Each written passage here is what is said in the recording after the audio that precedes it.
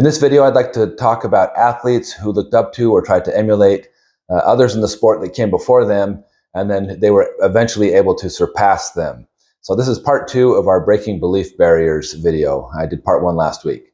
I want to start off just talking a little bit about the three-point shot in the NBA.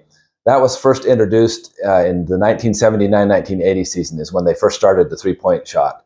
At that time, some of the names that come to mind are people that were great three-point shooters. Larry Bird, Dale Ellis, Daryl Griffith, maybe Danny Ainge, but there were some athletes that took a lot more shots than the others, and they had a reputation for being good three-point shooters. In the 90s, their company was joined by people like Glenn Rice and Reggie Miller. After the 2000s, you'll see players like Peja Stojakovic and Ray Allen making a big impact with three-point shooting.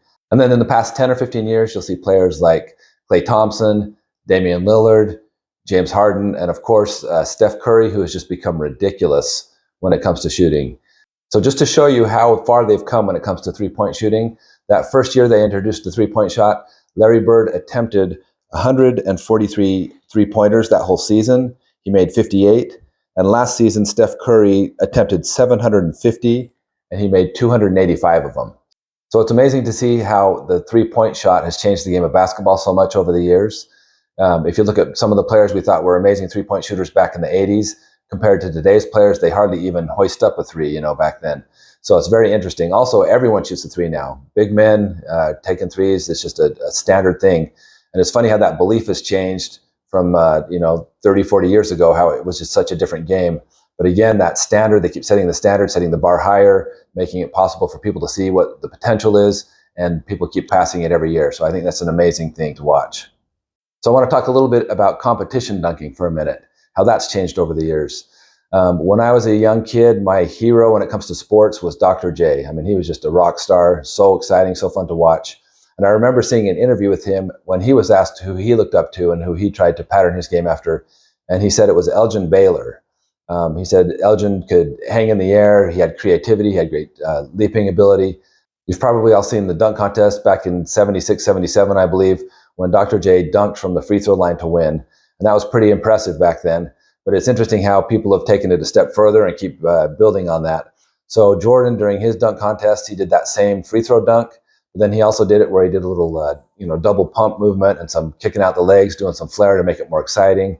Now, just using this free throw dunk as an example, others have taken it further past him. I've seen highlights of James White doing a windmill or dunking with two hands from the free throw line, or Zach LaVine doing, under the leg or behind the back dunk from the free throw line. So it's crazy how they just keep building on that. You've probably heard the saying, imitation is the sincerest form of flattery.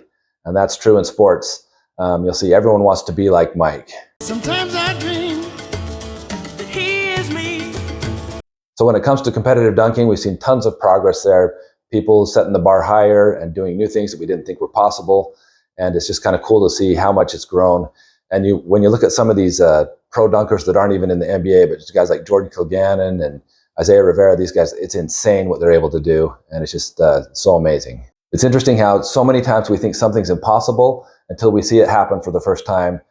The other day, as I was conducting some extensive research online, I saw a quick clip of this artist lady. She's painting 4 pictures upside down at the same time while painting with both her feet 2 other portraits on the ground.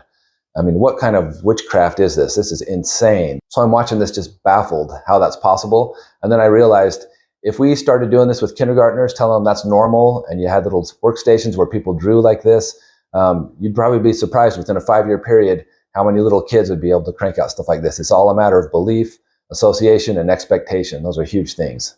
Now, I'm sure we've all got different health and fitness goals we're trying to accomplish, but one way that can help you do that is when you have the proper mindset, when you have that belief level. And a great way to do that is to hang around people with that similar mindset.